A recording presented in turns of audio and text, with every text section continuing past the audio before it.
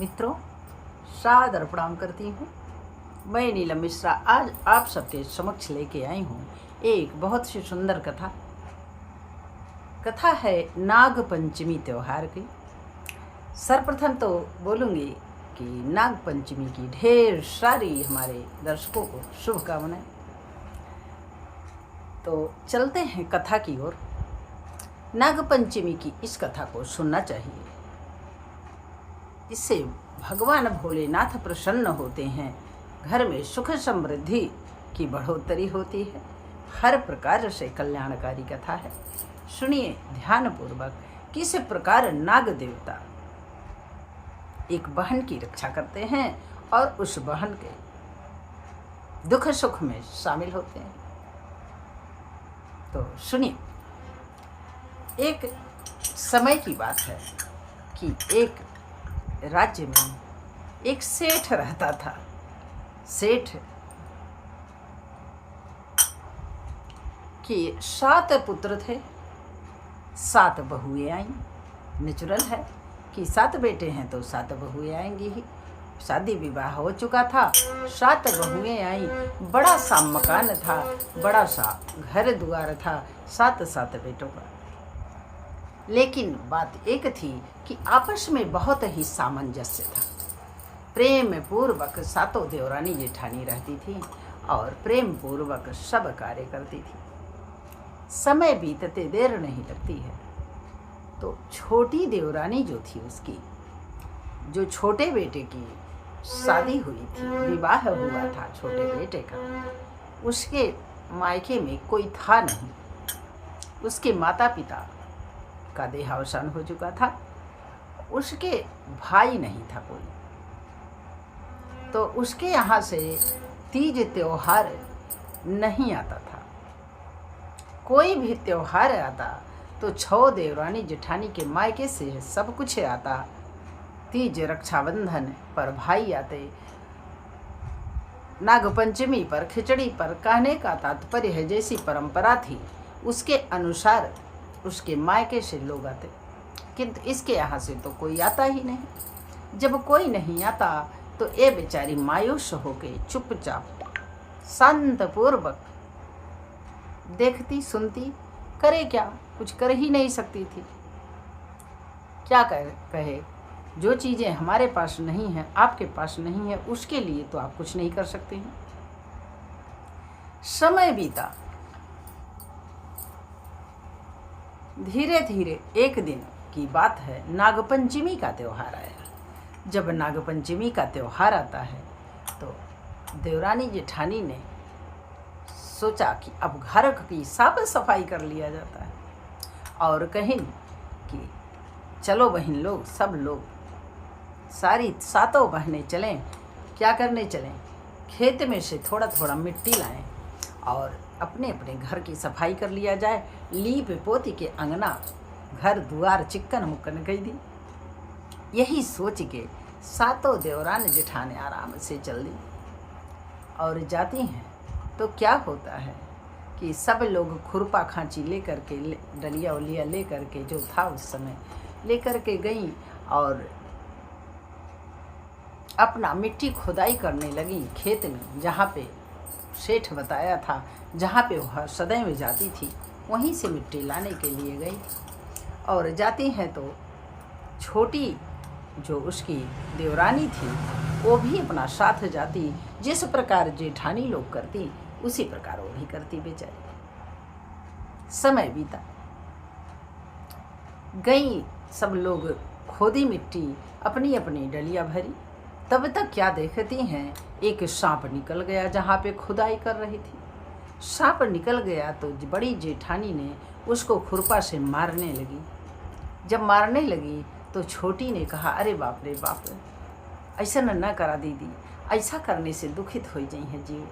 अरे इनका तो हार बिगाड़त है, कुछ बिगाड़त नहीं बाटे दीदी। अगर कुछ हमें दुख दें, आपके दुख दें, तब तो मारो इन्हें, ठीक है, ना मारो दीदी। अगर मरबू तो इन्हें बड़ा कष्ट होई।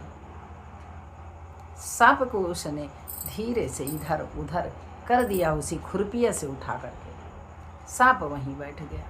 कहा भैया तू यहीं बैठा, चिंता न करो, तू ही क्यों हमारी ओरी नाई। सर्प देवता प्रसन्न हो गए कि कम से कम कोई तो ऐसा है जो हमारी पीड़ा को, हमारे दुख को समझ रहा है।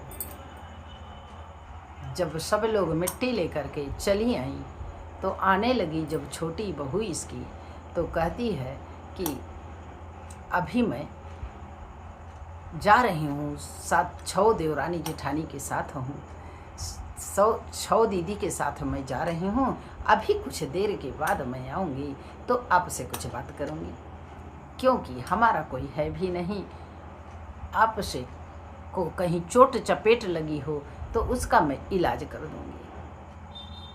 यही सोच करके उसने कहा कि चलो ठीक है भैया, यहीं तू रहो, ठीक है। सर्प देवता आशा में वहीं बैठ गए। देखिए जीव जंतु बड़े ही ईमानदार होला, बहुत ईमानदार होला, माने के चाहिए। अब वो सांप वहीं बैठल रह गई, जब और इधर ही घरे आई, जब घरे आई तो काम करने में, सारे घर के कार्यों में अपना ये भूल गई कि मैंने सर्प देवता को कहा था कि मैं जाऊंगी उनका इलाज करने, उन्हें कुछ सांत्वना देने। जब भूल गई तो भूल गई। जब रात को सोई तो याद आया कि मैंने तो वादा किया था कि मैं जाऊंगी अपने उस सर्प देवता को इलाज के लिए, कुछ तो उसको सांत्वना दूंगी, और मैं भूल गई। कितना बड़ा गलत काम मैंने किया। भगवान से प्रार्थना करने लगी कि हे भगवान, हे प्रभु, उस हमारे सर्प भैया को सुखी रखना। और घर में जब उठती हैं सुबह तो जल्दी जल्दी सारे काम निपटा देती हैं, पूरे घर का कार्य निपटा करके, और कहती हैं दीदी मैं अभी आती हूँ। और वहीं पे जहाँ मिट्टी लेने गई थी वहीं पे जाती हैं, सोचती हैं जाऊँ देखूँ, अगर होगा तो होगा, जीव जंतु है कहीं निकल गए होंगे। लेकिन जाती है तो देखती क्या है कि भूखा प्यासा सर्प वहीं पे बैठ के राह जोह रहा था। और गई तो कहीं अरे भैया तू काओ यहाँ बैठल बाटो, तब से कहे हाँ हम रहिया देखत रही कि बहनी आई हैं तो कुछ न कुछ तो हमार उपाय करी। अब बेचारी दूध थोड़ा सा ले गई थी, दूध उसने पिला दिया, सहला दिया और कहा भैया कोनो बात नहीं, कहा अब चलती हूँ मैं, हमारा आपका कोई ऐसा वो है नहीं, क्योंकि आप तो सर्प हैं। सर्प ने कहा कोई बात नहीं, मैं मायावी सर्प हूँ, जब भी तुमने मुझे मेरा इलाज किया है, मुझे दूध पिलाया है, जब भी तुम्हें कोई कष्ट पड़ेगा, कोई आवश्यकता होगी तो बहन तुझसे निवेदन है कि तुम मुझे जरूर याद कर लेना, मैं तेरे संकट में जरूर आऊँगा, कोई भी दुख हो छोटा बड़ा, मैं अवश्य आऊँगा तेरा दुख हरने। इसने कहा ठीक है, मैं बिल्कुल याद करूँगी, और करके आश्वासन दे के घर चली आई। घर आ जाती हैं तो समय यही धीरे धीरे बीत जाता है, साल गुजर जाते हैं। तो एक बार त्योहार आया, कोई तीज का व्रत आया, तो तीज में सबके यहाँ से त्योहारी आया, 6 देवरानी जेठानी के घर से आया त्योहार, सबके मायके से सबके भाई लेकर के आए, इसके यहाँ से कोई नहीं आया। इसने सोचा कि क्या मैं कितनी दुखी हूँ, मेरे मायके में कोई है ही नहीं क्या, मेरे घर से कोई आता ही नहीं, मैं क्या करूँ। जब यह विचार कर रही है, विचार करते करते सो जाती है, रोते रोते सो जाती है कि मैं भी कितनी अभागन हूँ कि मेरे कोई है ही नहीं, ऐसा बिल्कुल नहीं होना चाहिए। हे प्रभु, किसी शत्रु को भी ऐसा ना करना। वो भगवान से प्रार्थना कर रही है कि हे प्रभु, किसी शत्रु को भी ऐसा ना करना कि उसके परिवार में कोई ना हो। और यही सोच करके सो जाती है याद करते करते। और वहाँ उधर उस सर्प भाई को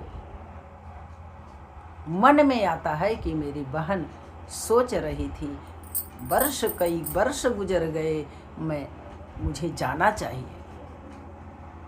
और वह क्या करता है, सर्प के रूप से मनुष्य का रूप धारण करता है और कुछ सर सामान ले लेता है, उपहार ले लेता है और आता है अपनी बहन के घर। यहाँ पर आता है। जब आता है तो पूछता है, कहता है, घर वाले पूछते हैं कि कौन हो तुम? वो कहता है, मैं छोटी बहू का भाई हूँ। सब लोग हंसते हैं, ठहाका मार के हंसते हैं कि क्या विडंबना है, क्या मजाक कर रहा है तू? कहीं उसका आशिक तो नहीं? उसका कोई कौन भाई है? कोई तो है नहीं, आज तक तो कोई आया नहीं, कहाँ से टपक पड़े तुम? उसने कहा, देखो भैया, हम उसके मौसेरे भाई हैं। मैं छोटा था तभी निकल गया था कमाने, 10-12 वर्ष की अवस्था में। जब मैं कमाने निकल गया तो मैं शादी में भी नहीं आ पाया था बहना के। तो मैंने सोचा कि मौसियाँ हमारे हैं नहीं, तो मेरा फर्ज बनता है कि उसके यहाँ जाऊँ। कुछ तीज त्योहार के ऊपर तो जाना ही चाहिए। तो मैं परदेश से आ गया हूँ, तो सोचा मैं चला जाऊँ। उसको बुलाइए, वो पहचानेगी। और उसने जिस प्रकार बताया था छोटी बहू को, निशानी वगैरह कुछ न कुछ तो बताया होगा। वो आती है, तुरंत पहचान जाती है, कहती है, अरे भैया तू आ गए हो। बड़ा खुशी है आज हमारे हृदय में, बड़ा आनंद है कि हमारे भी केहू आई अवैया बाय हमारे मायके से। और खुशी खुशी पानी दाना पिलाती है, बैठाती है। और वो अपनी गठरी मोटरी ले करके जो आया था बड़ा सा, और वही खोलता है। उसमें बहुत सारे सामान थे, बहुत सारी साड़ियाँ, कपड़े थे, जेवर गहने थे, बहुत सारी चीज़ें थी। इतनी सारी चीज़ें थी कि सभी जेठानियों के लिए था सामान। सबको बांट देता है, दीदी ये आपके लिए है, दीदी ये आपके लिए है, दीदी ये आपके लिए है। सबको दे देता है और सभी जेठानियाँ उसकी प्रसन्न हो जाती हैं। और चुपके से एक मणि का हार होता है। सर्पों के अंदर मणि होती है, जानते ही हैं आप लोग कि सर्प मणि वाले होते हैं। और वो मणि जो कि कभी बुझता नहीं है, उसका चमक, मणि का हार लाया था वो, मणियों का हार। वह हार डब्बे में से, डब्बे के ऊपर से ही चमक रहा था। उसने धीरे से निकाला और कहा, रे बहना, ये तेरे लिए है, इसे तू पहन ले, सदा पहने रहना, कभी इसकी चमक खत्म होने वाली नहीं है। तू सदा धारण करना, इससे तुझे सदैव याद रहेगा कि तेरे भाई ने दिया है उपहार, कितना उत्तम दिया है, कितना सुंदर दिया है। बड़ी खुश हो जाती है। जीवन में कभी उपहार तो मायके से मिला नहीं, क्योंकि मायके में कोई था ही नहीं। अब बेचारी पहन लेती है हमारी खुशी के। अब जब खुशी के मारे पहन लेती है तो हार देख करके देवरानी से जेठानियाँ सारी अवाक रह जाती हैं, अचंभित तो हो जाती हैं कि ये कौन सा हार, अद्भुत हार है। ऐसा हार तो किसी ने देखा ही नहीं, कोई सोनार भी नहीं बना सकता इसको, कहाँ से ये हार ले आया। अब गांव में जो भी औरतें आती इसके घर और इसका यह अतुलित हार देख करके सोचने लगती, ये कौन सा हार है, इसमें कौन सी रत्न जड़े हैं कि इतनी चमक दमक है। पूरे गांव में, पूरे राज्य में बात फैल जाती है। अब उस राज्य के राजा की जो रानी थी, उनको ये सूचना मिल जाती है। सूचना मिल जाती है कि उसके पास तो एक हार है, उसके भाई ने दिया है, और वो हार ऐसा है जो कि सोनार भी नहीं बना सकता, किंतु चलो कहेंगे कि सोनार बनाए मेरा हार। रानी ने तुरंत आदेश किया सुन करके कि जाओ, जिस प्रकार वो हार पहनी है सेठ की बहू, उसी प्रकार मेरे लिए हार का निर्माण करो। अब सोनार आता है, देखता है इसकी हार को, चुपचाप चला जाता है और वैसा ही हार बनाने का प्रयास करता है और ला के रानी को देता है। रानी जब देखती हैं हार को, कहती हैं ये वैसा है ही नहीं, इसे मैं नहीं पहनने वाली, मुझे ऐसा ही हार चाहिए जिस प्रकार वो पहनी। अब तो सब लोग फक पड़ गए, क्या होगा। रानी ने कहा अगर नहीं कोई बना सकता तो उससे वो हार मांग लो, मैं पहनूंगी उस हार को। उस हार के लिए वो थोड़ा बनी है, साधारण औरत। मैं रानी हूँ, इस राज्य की मालकिन हूँ, मुझे यह शोभा देता है, यह उसे शोभा नहीं देता। और वो हार छीन करके मंत्री वगैरह आते हैं, वो बहू चुपचाप दे देती है कि ले जाओ, राजा की अवज्ञा कोई कैसे कर सकता है, ले जाओ ये हार तुम पहन लो, मुझे मेरा भाई पुनः दे देगा। ये मन में सोचती है, कुछ बोलती नहीं, रोने लगती है, किंतु हार लेकर के लोग चले जाते हैं। ज्यों ही रानी पहनती हैं हार, गले में वो मणियों का की माला, अद्भुत निराला, तो क्या होता है, उस मणि का हार जो है वो सर्प बन जाता है। अब जब सर्प बन जाता है तो वो नोच करके फेंक देती हैं, कहती हैं ये क्या हुआ, ऐसा कैसे हो सकता है। अगर ये वाकई में सोना है, चांदी है, हीरे मोती से बना है तो सर्प कैसे बन सकता है, कौन सा जादू इसने किया है। ऐसे जादू वाला हार क्या बताऊं मैं। और वो हार ले आकर के उठाते हैं तो पुनः हार बन जाता है।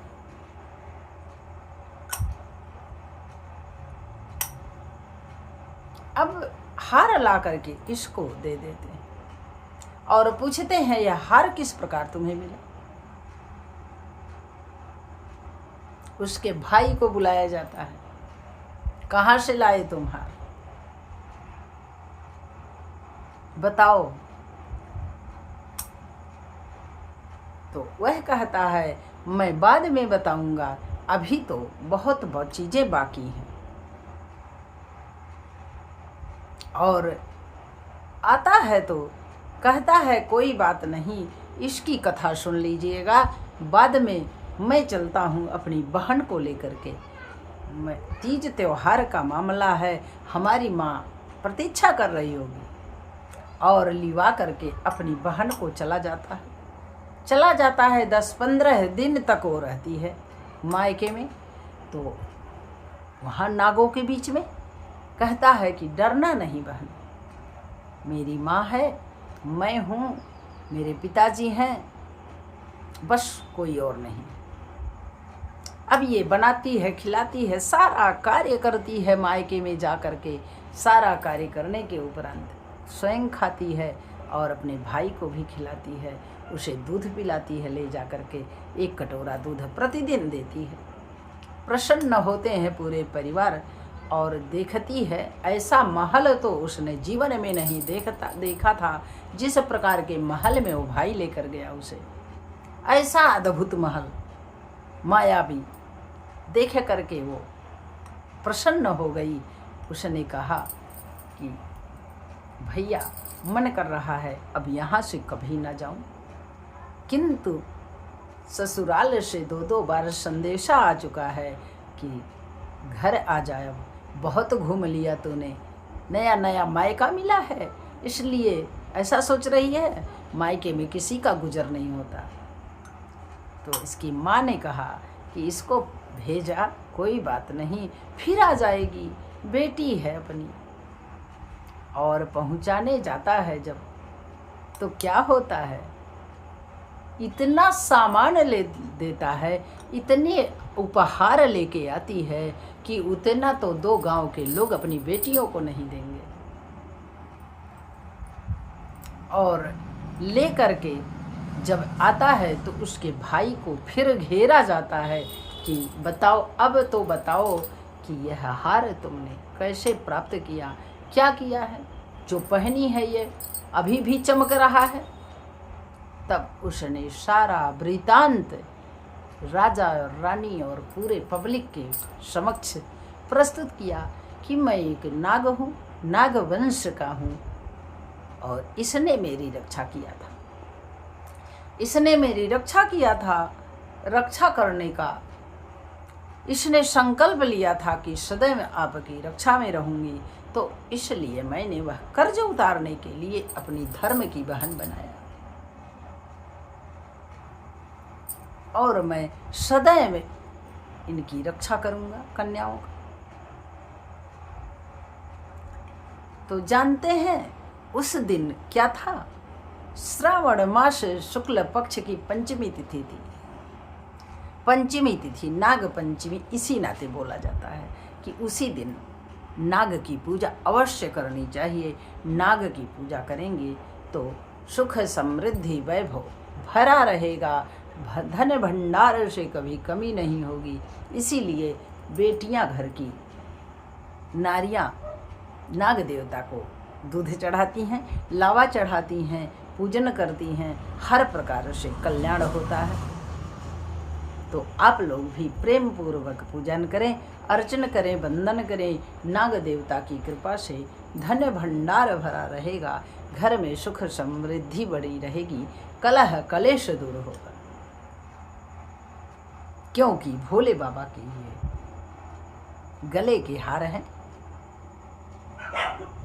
तो इनकी कृपा तो लेनी चाहिए। तो नाग पंचमी की कथा आपको कैसी लगी मुझे अवश्य बताएं कमेंट बॉक्स में। चलिए लास्ट में एक गीत सुना देती हूँ, कजरी गीत भोले भंडारी की।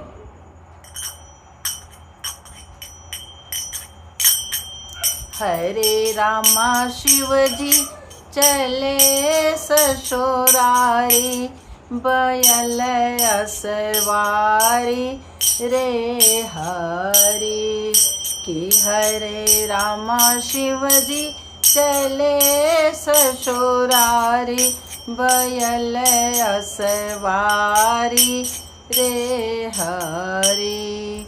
सोने के थाल जिमें न परोसूं, सोने के थाल में जिमें न परोसूं, हरे रामा जी में ना भोले भंडारी, चले ससुरारी रे हरि कि हरे रामा जी में ना भोले भंडारी, चले ससुरारी रे हरि कि हरे रामा शिव जी चले ससुरारी, बयल असवारी रे हरि।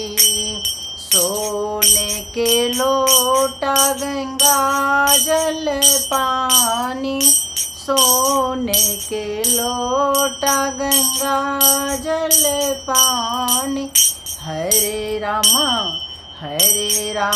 पीवे ना भूले भंडारी, चले ससुरारी रे हरि कि हरे रामा पीवे ना भूले भंडारी, चले ससुरारी रे हरि।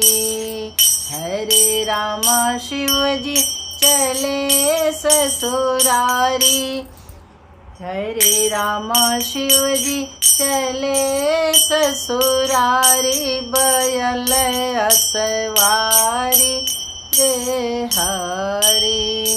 लवंग इलाची के बीरवा लगायो, लवंग इलाची के बीरवा लगायो।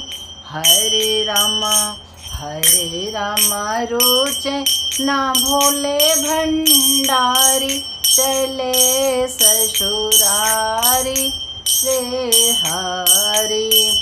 के हरे रामा रोचे ना भोले भंडारी, चले ससुरारी रे हरी।